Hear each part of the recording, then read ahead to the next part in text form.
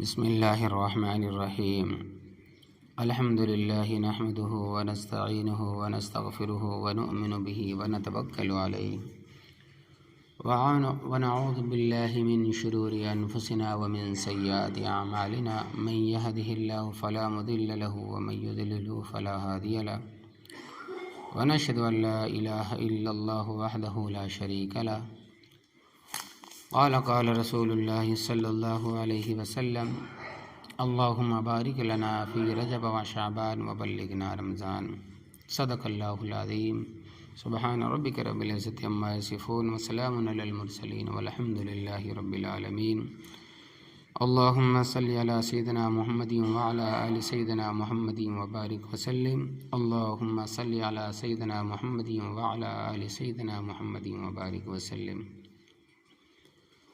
چنانچہ آپ تمام حضرات کو معلوم ہے کہ ماہ شعبان کا مہینہ چل رہا ہے اور اس مہینے کے فضائل و اعمال کے بارے میں کچھ باتیں ہوئی تھی پچھلے جمعے میں، تو انشاءاللہ تبارک و تعالی جو باتیں رہ گئی تھی وہ انشاءاللہ تبارک و تعالی اس جمعے میں بیان کیے جائیں گے۔ اور جہاں سے بات رہ گئی تھی وہ بات یہ تھی کہ شعبان کی 15ویں شب میں کون سے ایسے عمل کرنے ہیں جنہیں کرنے میں وقت تو کم لگتا ہے مگر ثواب بہت زیادہ ملتا ہے۔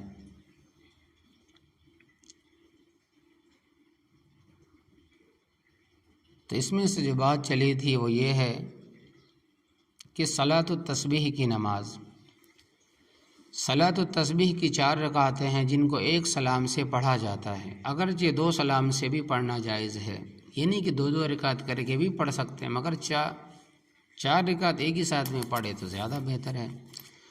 اس نماز کی احادیث میں بڑی فضیلت منقول ہے، انسان کے ذریعہ کم سے کم وقت کے اندر جو تقریباً آدھا گھنٹہ لگتا ہے زیادہ سے زیادہ نفع کما سکتا ہے، اس لیے سال بھر وقتاً فوقتاً اس کے پڑھنے کی کوشش کرنی چاہیے، اور مبارک راتوں میں تو اس کو اور بھی زیادہ اہتمام سے پڑھنا چاہیے۔ اور یہ کوئی مشکل کام نہیں، بس دل میں نیکی کے حصول کا شوق ہونا چاہیے، خود ہی مشقت برداشت کرنا آسان ہو جاتا ہے۔ تو اللہ تبارک و تعالی عمل کی توفیق عطا فرمائے۔ صلاۃ التسبیح کے فضائل، یہ وہ نماز ہے جس کے پڑھنے کی برکت سے 10 قسم کے گناہ معاف ہوتے ہیں۔ پچھلے ہفتے بھی بتایا گیا تھا مگر یاد دہانی کے لیے اور ایک مرتبہ بتائے جاتے ہیں تاکہ دل میں ذوق ہو، شوق ہو، پیدا ہو پڑھنے کی۔ نمبر 1 اگلے گناہ، نمبر 2 پچھلے گناہ، نمبر 3 قدیم گناہ یعنی پرانا گناہ، نمبر 4 نئے گناہ جدید گناہ، نمبر 5 غلطی سے کیے ہوئے گناہ، نمبر 6 جان بوجھ کر کیے ہوئے گناہ، نمبر 7 صغیرہ گناہ یعنی کبھی چھوٹا گناہ، نمبر 8 کبیرہ گناہ بڑے گناہ، نمبر 9 چھپ چھپ کر کیے ہوئے گناہ، نمبر 10 کھلم کھلا کیے ہوئے گناہ۔ یہ وہ نماز ہے جس کے بارے میں آپ صلی اللہ علیہ وسلم نے فرمایا کہ اگر روزانہ، ہفتہ، مہینہ یا کم از کم سال میں بھی اگر نہیں پڑھ سکتے تو اپنی پوری زندگی میں ہی کم از کم 1 مرتبہ پڑھ لو۔ اس سے اس نماز کی اہمیت کا اندازہ لگایا جا سکتا ہے۔ یہ وہ نماز ہے جس کے بارے میں آپ صلی اللہ علیہ وسلم نے ارشاد فرمایا اگر تم ساری دنیا سے کے لوگوں سے بھی زیادہ گناہ گار ہوگے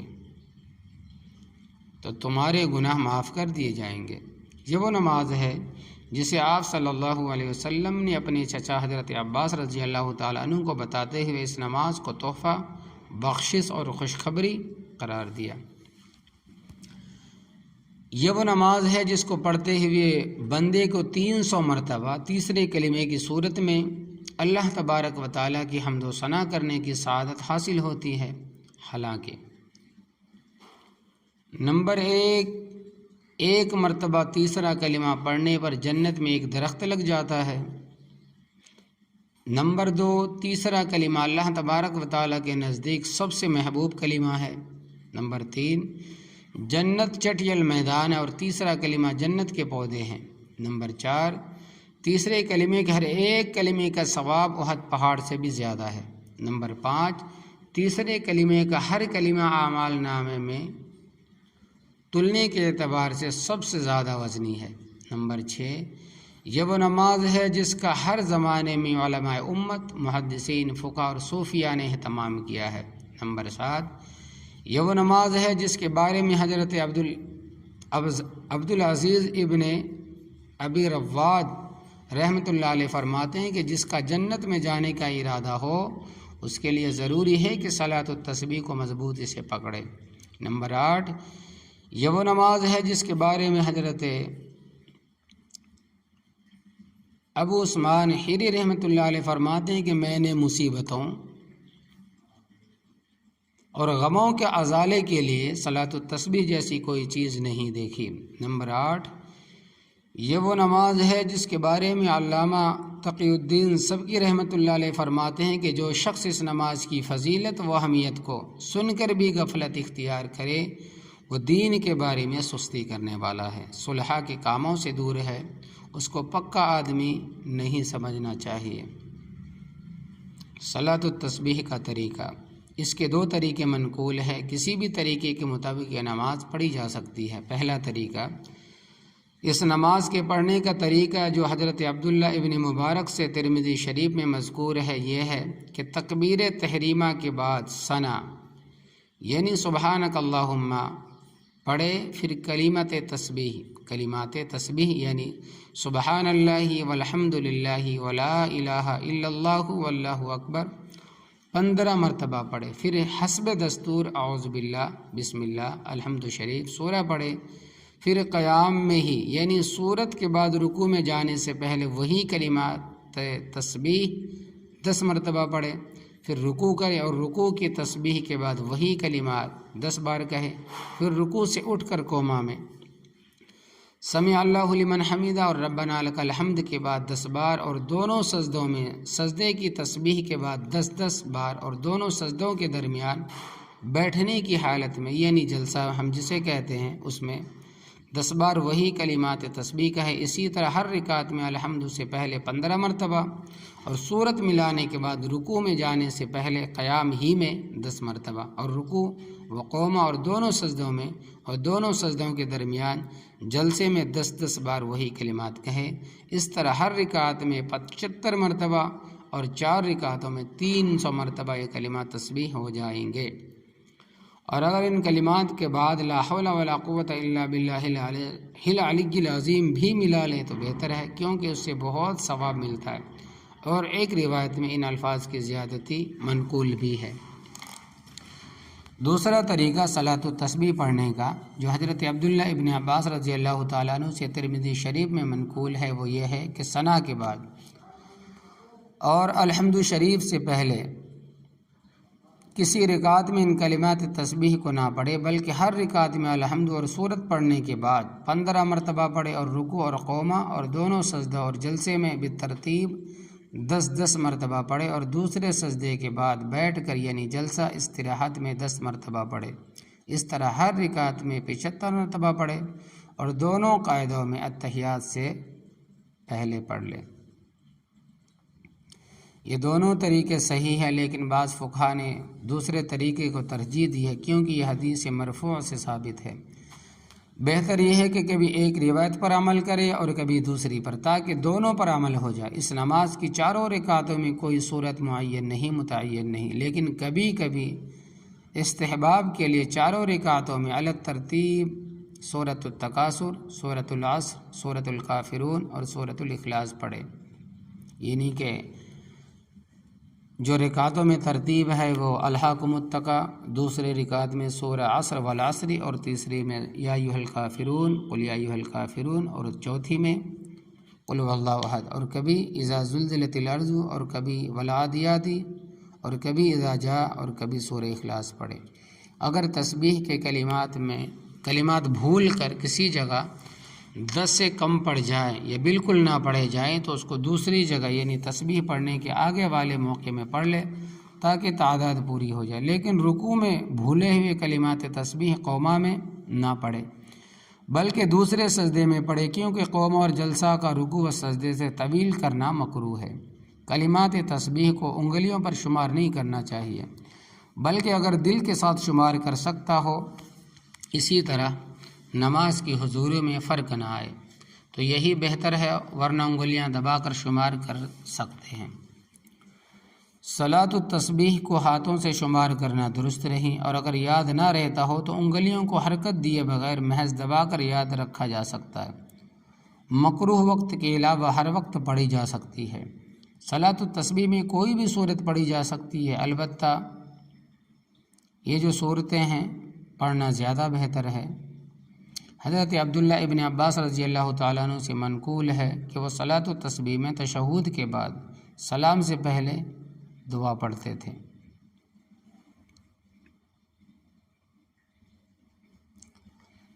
پانچویں ہدایت قیام اللیل کا اہتمام ہے۔ قیام اللیل سے مراد تہجد کی نماز ہے، جو فرائض کے بعد سب سے افضل نماز ہے۔ سال بھر بلکہ زندگی بھر اس کا اہتمام کرنا چاہیے، اور فضیلت و برکت والی راتوں میں اور بھی زیادہ شوق و ذوق اور توجہ سے اہتمام کرنا چاہیے۔ ذیل میں اس کے چند فضائل ذکر کیا جا رہے ہیں، جس سے اس کی اہمیت کا اندازہ ہوتا ہے۔ اللہ تبارک و تعالی عمل کی توفیق نصیب فرمائے۔ نمبر 1، ایک روایت میں تہجد کو فرائض کے بعد سب سے افضل نماز بتلایا گیا ہے۔ چنانچہ ارشاد نبوی ہے کہ فرض نماز کے بعد سب سے افضل نماز وہ ہے جو رات کے درمیان پڑھی جائے، کما فی الحدیث۔ نمبر 2، حضرت ابو امامہ رضی اللہ تعالیٰ عنہ۔ حضرت ابو امامہ رضی اللہ تعالیٰ عنہ نبی کریم صلی اللہ علیہ وسلم کا ارشاد نقل کرتے ہیں کہ رات کے قیام یعنی تہجد کو اپنے اوپر لازم کر لو، کیونکہ یہ تم سے پہلے نیک لوگوں کا طریقہ ہے، تمہارے رب کے قرب کا ذریعہ ہے، گناہوں کو مٹانے والی اور گناہوں سے روکنے والی ہے۔ حضرت عمر بن عبسہ رضی اللہ تعالی عنہ نبی کریم صلی اللہ علیہ وسلم کا ارشاد نقل فرماتے ہیں کہ بندہ اپنے رب کے سب سے زیادہ قریب اس وقت ہوتا ہے جب وہ رات کے آخری پہر اپنے رب کے سامنے حاضر ہوتا ہے۔ بس اگر تم ان لوگوں میں سے ہونے کی طاقت رکھتے ہو جو اس گھڑی میں اللہ تبارک و تعالیٰ کو یاد کرتے ہیں تو ضرور ہو جاؤ۔ اقرب ما یکون الرب من العبد فی جوف اللیل الآخر فإن استطعت ان تکون ممن یذکر اللہ فی تلک الساعة فکن۔ حضرت ابو سعید خدری رضی اللہ تعالیٰ عنہ سے مرفوعاً نبی کریم صلی اللہ علیہ وسلم کا ارشاد منقول ہے کہ 3 آدمی ایسے ہیں جنہیں دیکھ کر اللہ تبارک و تعالیٰ خوش ہوتے ہیں۔ ایک وہ شخص جب وہ رات کو نماز میں کھڑا ہوتا ہے، دوسرے وہ لوگ جب وہ نماز میں صف باندھتے ہیں، تیسرے وہ لوگ جب وہ جہاد میں دشمن سے قتال کرتے ہوئے صف باندھتے ہیں۔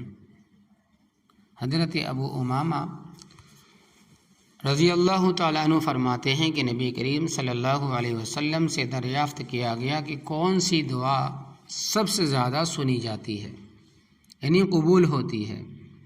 آپ صلی اللہ علیہ وسلم نے فرمایا کہ جوف اللیل الآخری ودبر الصلاۃ المکتوبات، رات کے آخر پہر اور فرض نمازوں کے بعد مانگی جانے والی دعا۔ حضرت علی رضی اللہ تعالیٰ عنہ نبی کریم صلی اللہ علیہ وسلم کا ارشاد نقل فرماتے ہیں کہ بے شک جنت میں ایسے بالا خانے ہیں جن کا ظاہری حصہ اندر سے اور اندرونی حصہ باہر سے نظر آتا ہے۔ ایک اعرابی کھڑے ہوئے اور سوال کیا، یا رسول اللہ صلی اللہ علیہ وسلم، وہ کس کے لیے ہے؟ تو آپ صلی اللہ علیہ وسلم نے ارشاد فرمایا کہ اس کے لیے کلام میں نرمی رکھے، کھانا کھلائے، پیدر پہ روزے رکھے اور رات کو نماز پڑھے جب کہ لوگ سو رہے ہوں۔ حضرت عبداللہ ابن عباس رضی اللہ تعالیٰ عنہ نبی کریم صلی اللہ علیہ وسلم کا ارشاد نقل فرماتے ہیں کہ میری امت کے سب سے معزز لوگ قرآن کریم کے حافظ اور تہجد گزار ہے۔ اشرف امتی حملۃ القرآن و اصحاب اللیل۔ حضرت عبداللہ ابن سلام رضی اللہ تعالی عنہ جو یہودیوں کے ایک بہت بڑے عالم تھے، انہوں نے سب سے پہلی مرتبہ جب حضرت صلی اللہ علیہ وسلم کا دیدار کیا تو فرماتے ہیں کہ میں سمجھ گیا کہ یہ چہرہ کسی جھوٹے کا ہرگز نہیں ہو سکتا، اور سب سے پہلے جو بات آپ صلی اللہ علیہ وسلم نے ارشاد فرمائی وہ یہ تھی کہ اے لوگو، آپس میں سلام کو پھیلاؤ، کھانا کھلاؤ، صلہ رحمی کرو، رات کو نماز پڑھو جب کہ لوگ سو رہے ہوں، تو تم جنت میں سلامتی کے ساتھ داخل ہو جاؤ گے۔ کما فی الحدیث یا ایھا الناس افشوا السلام واطعموا الطعام وصلوا والناس نیام تدخلوا الجنۃ بسلام۔ حضرت جابر رضی اللہ تعالیٰ عنہ سے مرفوعاً نبی کریم صلی اللہ علیہ وسلم کا ارشاد منقول ہے کہ جو شخص رات کو کثرت سے نماز پڑھتا ہے، دن کو اس کا چہرہ حسین ہو جاتا ہے۔ من کثرت صلاۃ باللیل حسن وجہہ بالنہار۔ مندرجہ بالا فضائل کو ہر شخص حاصل کر سکتا ہے، جس کا طریقہ یہ ہے کہ اپنے آپ کو تہجد کی نماز کا پابند بنایا جائے اور معمول زندگی بھر اپنانے کا ہے۔ بالخصوص مبارک راتوں میں تو اس عمل کو اور بھی زیادہ اہتمام سے کرنا چاہیے، اور اس کا طریقہ یہ ہے کہ 2 کر کے 8 رکعت پڑھی جائے، اور اس میں جو صورتیں بھی یاد ہو ان کی زیادہ سے زیادہ تلاوت کی کوشش کی جائے۔ چھٹا کام معنی مغفرت امور سے توبہ۔ شب برات کی بہت ہی بابرکت اور عظیم رات ہے، جیسا کہ اس کی فضیلت ما قبل میں تفصیل سے گزرے چکی ہے اور بتائی جا رہی ہے، لیکن کچھ ایسے بھی حرمائے نصیب اور بدقسمت لوگ ہوتے ہیں جو اس رات کی برکت اور بالخصوص سب سے اہم چیز مغفرت خداوندی سے محروم رہ جاتے ہیں۔ وہ کون لوگ ہیں؟ کئی احادیث میں ان کی نشاندہی کی گئی جن سے ان محروم ہونے والوں کے مغفرت سے محروم رہ جانے کے اسباب بھی معلوم ہوتے ہیں۔ ایسے اسباب اور امور کو معنی مغفرت امور کہا جاتا ہے۔ تو ذیل میں مختلف احادیث کی روشنی میں وہ افراد ذکر کیے جائیں گے جن میں شامل ہونے سے بہر صورت بچنا چاہیے، یعنی کہ کچھ باتیں ہیں جو آپ کو بتایا جائے گا، اور اگر خدا نخواستہ کوئی مبتلا ہو تو فوراً توبہ کر کے اللہ تبارک و تعالیٰ کی طرف رجوع کرنا چاہیے، ورنہ اس عظیم اور بابرکت رات میں مغفرت حاصل نہیں ہو سکے گی۔ نمبر 1، اس رات میں جن کی مغفرت نہیں ہوتی، اتنی بابرکت رات میں بھی، اور کوئی سی بھی رات میں، جب اس بابرکت رات میں شب قدر ہو، شب برات ہو، لیلۃ الجائزہ ہو، اتنی مبارک راتوں میں ایسے لوگوں کی مغفرت نہیں ہوتی تو عام راتوں میں کیسے مغفرت ہو سکتی ہے؟ تو نمبر 1، مشرک۔ شرک کرنے والے کی اس رات میں مغفرت نہیں ہوتی، اور اسی میں تمام کافر داخل ہے، چنانچہ کسی بھی کافر کی مغفرت نہیں ہوتی۔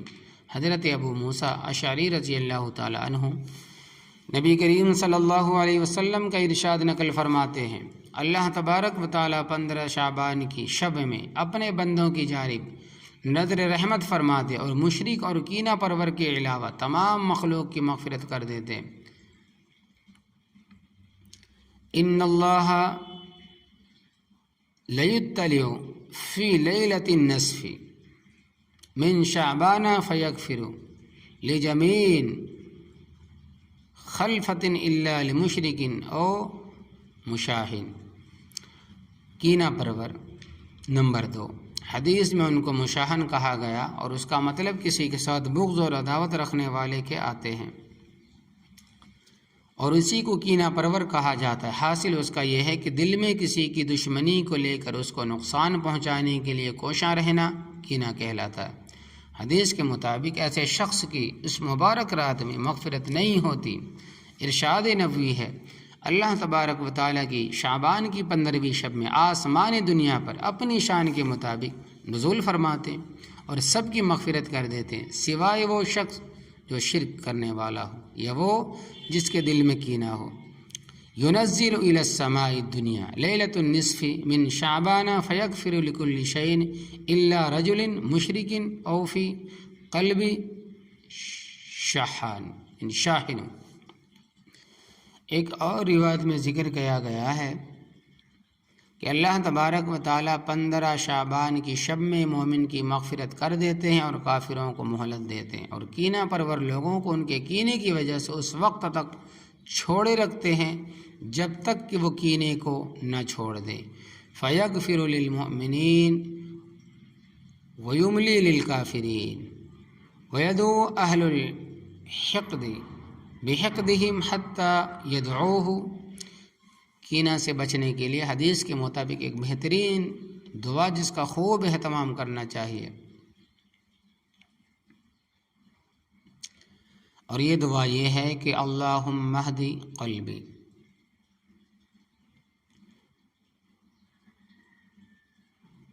واسأل السخیمۃ صدری۔ اللہم اہدی قلبی واسأل السخیمۃ صدری۔ ترجمہ: اے اللہ میرے دل کو ہدایت دے اور میرے سینے سے کینے کو نکال دے۔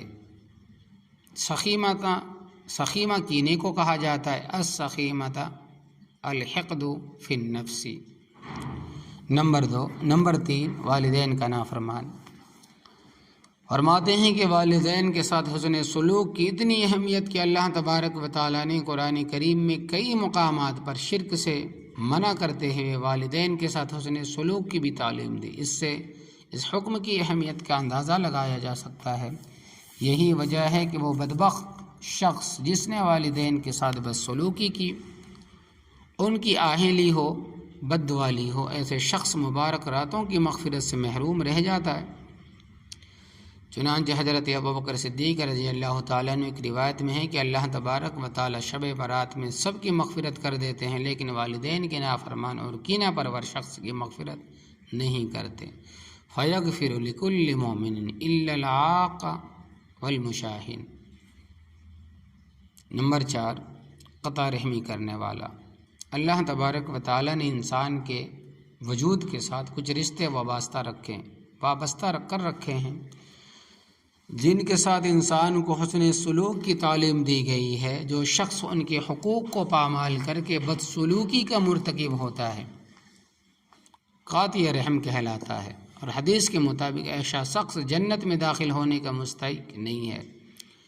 ایک روایت میں آتا ہے کہ آپ صلی اللہ علیہ وسلم کا ارشاد منقول ہے کہ جس شخص کو یہ اچھا لگتا ہو کہ اس کے رزق میں فراوانی ہو، اس کی عمر میں اضافہ ہو، اسے چاہیے کہ صلہ رحمی کرے۔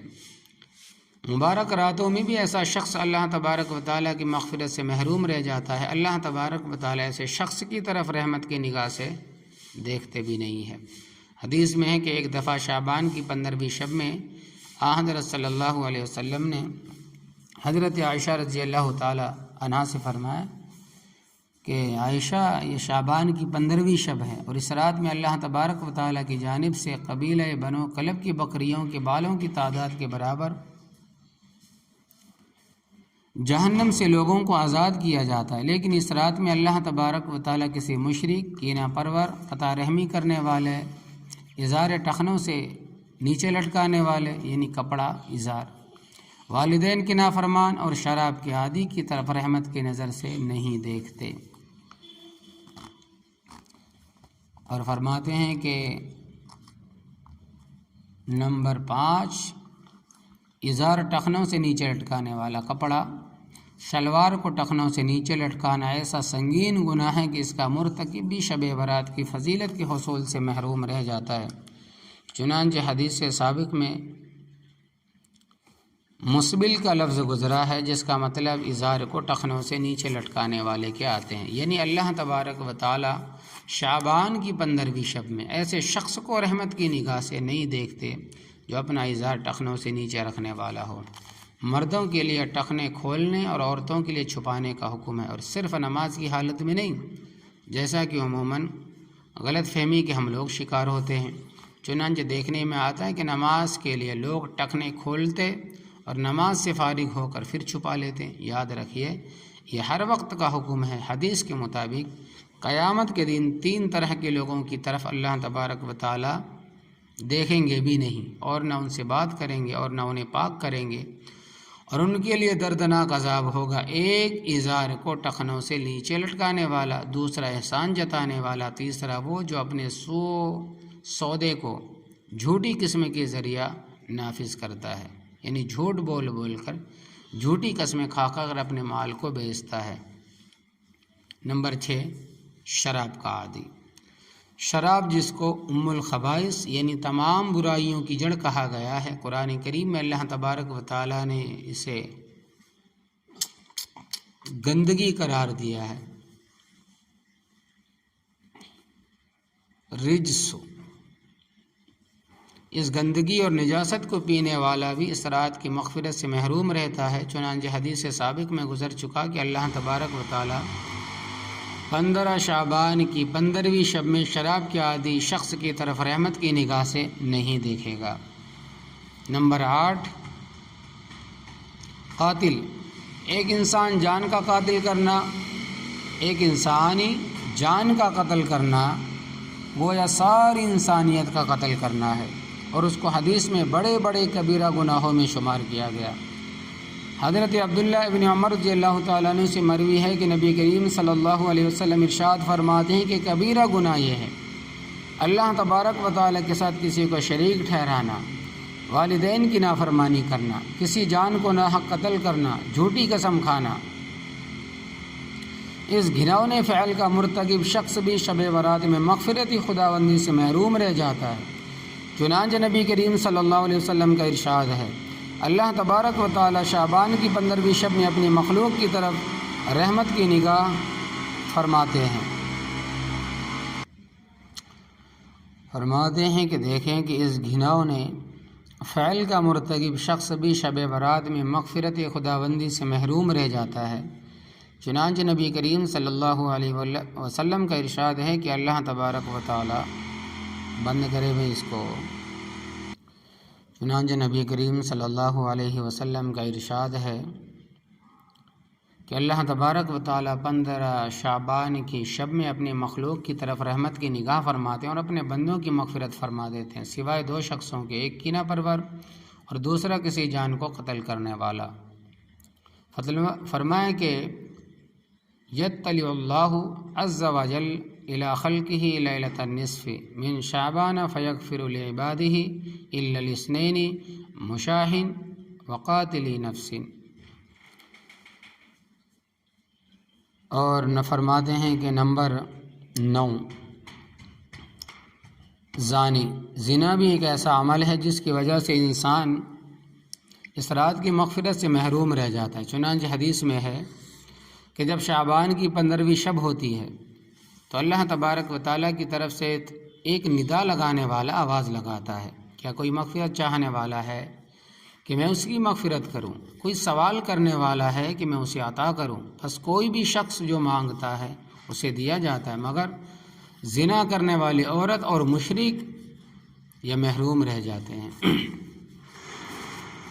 اب اس رات میں یا پھر ہمیشہ کے لیے قابل ترک کام، جو کام چھوڑنے چاہیے، یعنی وہ کام جس کو اس مہینے میں عبادت اور رسم کے طور پر بڑے اہتمام سے کیا جاتا ہے، جس کی وجہ سے لوگ ان کاموں کو اس مہینے میں بڑے ذوق و شوق سے کرتے ہیں اور اجر و ثواب کی امید رکھتے ہوئے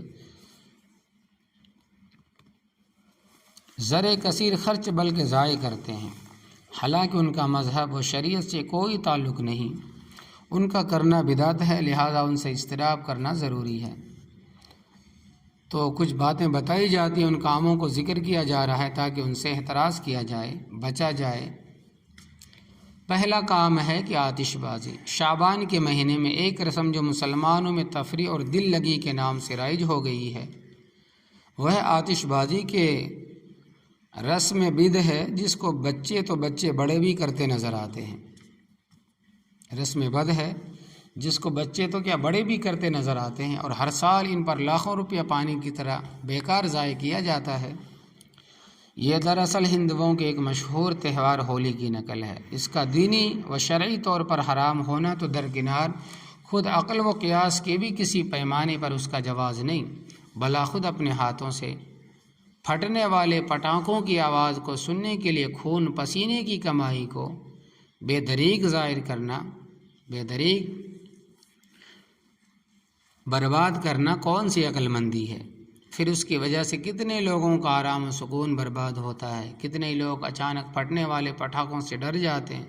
सोने और आराम करने वालों की नींद व आराम में खलल पड़ता है। बसा औक़ात इसकी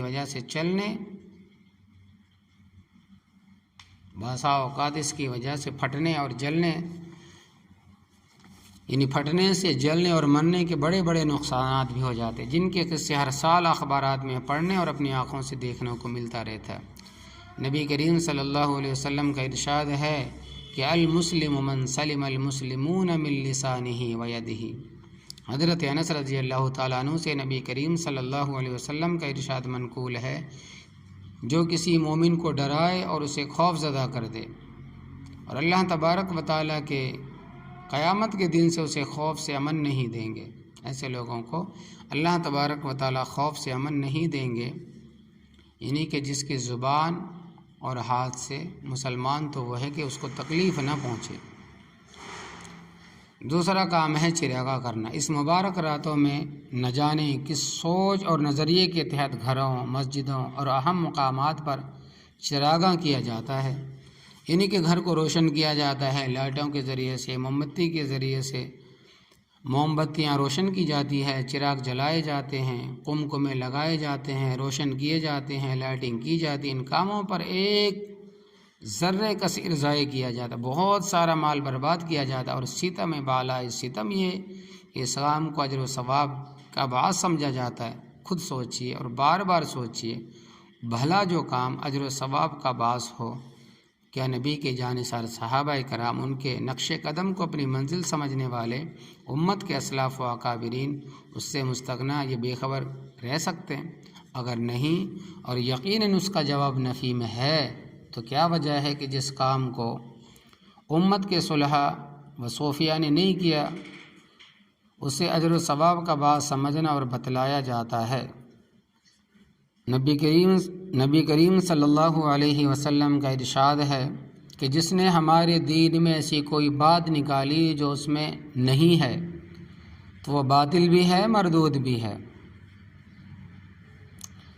मन अहदस फी अमरिना हाज़ा मा लैसा फीही फहुव रद्दुन। नीज़ इसमें माल का बेजा इसराफ व ज़िया भी है, माल की बर्बादी भी है, फजूल खर्ची भी है, जो ख़ुद किसी काम के हराम होने का सबब है। अल्लाह तबारक व तआला ने कुरान करीम में वाज़ेह इरशाद फरमाया कि इन्नहु ला युहिब्बुल मुसरिफ़ीन। अल्लाह तबारक व तआला इसराफ़ करने वालों को पसंद नहीं करते। एक और जगह इरशाद फरमाया इन्नल मुबज़्ज़िरीन कानू इख़वान शयातीन। फजूल खर्ची करने वाले शयातीन के भाई हैं। तीसरा काम है हलवा बनाना। शब बारात में हलवे और पूरियाँ बनाने की रस्म भी बहुत से नादान मुसलमान बड़े ज़ौक़ व शौक़ से अदा करते हैं और उसे अजर व सवाब का बात समझते हैं। बाद ने इसकी वजह बयान की है कि आप सल्लल्लाहु अलैहि वसल्लम के दंदार मुबारक शहीद होने के बाद हलवा खाने की यादगार है। बाज़ ये कहते हैं कि हज़रत हमज़ा रज़ी अल्लाह तआला अन्हु इस तारीख़ में शहीद हुए थे, तो उनके ईसाल सवाब के लिए किया जाता है, लेकिन ज़ाहिर है कि इसके लिए दिन और तरीक़े को मखसूस किया जाता है। हालांकि इस तारीख़ से इन दिनों वाक़ियों का कोई ताल्लुक़ नहीं। फिर अगर मान भी लिया जाए तो इस तरीक़े के मशरू होने की क्या दलील है? क्या किसी नस में ज़िक्र है या हज़रत सहाबाए कराम, ताबईन व तबे ताबईन या असलाफ़ व अकाबिरीन से इस पर अमल करना मनक़ूल है? ज़ाहिर है कि उनमें से कुछ नहीं। फिर किसके लिए अपनी ख्वाहिशात को दीन बनाकर शैतान को खुश किया जाता है? और चौथा काम कब्रिस्तान धूम धाम से जाना। इस रात में एक और काम बड़ी धूमधाम से किया जाता है, और वो ये कि कब्रिस्तान बड़े एहतमाम से धूमधाम के साथ गाड़ियाँ बुक करा के जाते हैं। कब्रिस्तान में मेले ठेले लगते हैं, चादरें चढ़ाई जाती है, फूल डाले जाते हैं और मुर्दों के शाना बशाना, क्योंकि मुर्दे ही रहते कब्रिस्तान में, तो फरमाते हैं कि जब मेले ठेले में जाते तो औरतें भी जाती है, और मर्दों के शाना बशाना यानी कि मर्द और औरतें, मर्दों के कंधे, औरतें भी इस काम में शरीक होती हैं। शाना बशाना, मर्दें भी और औरतें भी इसमें शरीक होती है, जिससे बड़े फितनों के दरवाज़े खुले हैं। حضرت مفتی تقی عثمانی صاحب رحمۃ اللہ علیہ برکاتہم العالیہ فرماتے ہیں کہ اس رات میں نبی کریم صلی اللہ علیہ وسلم سے یہ ثابت ہے کہ آپ صلی اللہ علیہ وسلم جنت البقیع تشریف لے گئے، لیکن حضرت مفتی شفیع صاحب رحمۃ اللہ علیہ ایک بڑی کام کی بات بیان فرماتے تھے کہ وہ ہمیشہ یاد رکھنی چاہیے۔ فرماتے تھے جو چیز رسول اللہ صلی اللہ علیہ وسلم سے جس درجے میں ثابت ہو اسی درجے میں اسے رکھنا چاہیے، اس سے آگے نہیں بڑھنا چاہیے۔ لہذا ساری حیات طیبہ میں، ساری زندگی مبارکہ میں رسول اللہ صلی اللہ علیہ وسلم ایک مرتبہ جانا مروی ہے قبرستان، کہ آپ شب برات میں جنت البقیع تشریف لے گئے۔ چونکہ ایک مرتبہ جانا مروی ہے، اس لیے اگر زندگی میں کبھی ایک مرتبہ ہر قسم کی بدعات خرافات سے بچتے ہوئے انفرادی طور پر جایا جائے تو کوئی حرج نہیں، لیکن ہر شب برات میں جانے کا اہتمام کرنا، ضروری سمجھنا، التزام کرنا، اور ساتھ میں ٹارچ گاڑی بک کرنا، عورتوں مردوں کو ساتھ جانا اور اس کو ضروری سمجھنا اور اس کو شب برات کے ارکان میں داخل کرنا، شب برات کے رات میں داخل کرنا، کہ بغیر قبرستان جائے ہماری عبادت نہیں ہوگی، اللہ تبارک و تعالی ہمیں معاف نہیں کرے گا، اور نہ جانے والوں کو طعنہ تشنیع کرنا، لعن طعن کرنا، اور اس کو شب برات کا لازمی حصہ سمجھنا، اس کے بغیر یہ سمجھنا کہ شب برات ہوتی نہیں، یہ اس کو اس کے درجے سے آگے بڑھانے والی بات ہے جس سے بچنا ضروری ہے۔ پانچواں کام، شب برات میں اجتماعی عبادت کا اہتمام۔ شب برات ہو یا کوئی بھی مبارک رات ہو، مقصد اس سے یہ ہوتا ہے کہ انسان اللہ تبارک و تعالیٰ کی طرف یکسوئی اور دل جمعی کے ساتھ متوجہ ہو، اور ظاہر ہے کہ یہ مقصد انفرادی عبادت کے ذریعہ ہی حاصل ہو سکتا ہے۔ نیز حضرت صلی اللہ علیہ وسلم یا آپ کے بعد صحابہ و اسلاف سے بھی اجتماعی طور پر مبارک راتوں میں عبادت کرنا منقول نہیں۔ اس کے علاوہ اجتماعی طور پر جو مساجد میں عبادت کی شکلیں قائم کی جاتی ہیں وہ کئی بدعات اور خرافات کا مجموعہ بن جاتی ہے، اس لیے انفرادی طور پر جتنا ہو سکے عبادت کرنا چاہیے۔ انشاءاللہ تبارک و تعالی وہ کم بھی ہوگی تو زیادہ اجر و ثواب کا باعث ہوگی۔ اس کی مزید تفصیل احسن الفتاوی میں ملاحظہ فرمائے۔ نیز حضرت مفتی تقی عثمانی صاحب دامت برکاتہم العالیہ نے بھی اپنے بیان شب برات کی حقیقت میں اس پر کافی تفصیل سے روشنی ڈالی ہے اور اسے ناجائز قرار دیا۔ اللہ تبارک و تعالی ہمیں دین کی صحیح سمجھ عطا فرمائے اور اس پر عمل کی توفیق عطا فرمائے۔ واللہ المستعان هو الصواب برحمتک یا ارحم الراحمین۔ الحمد للہ رب العالمین وآخر دعوانا الحمد للہ رب العالمین۔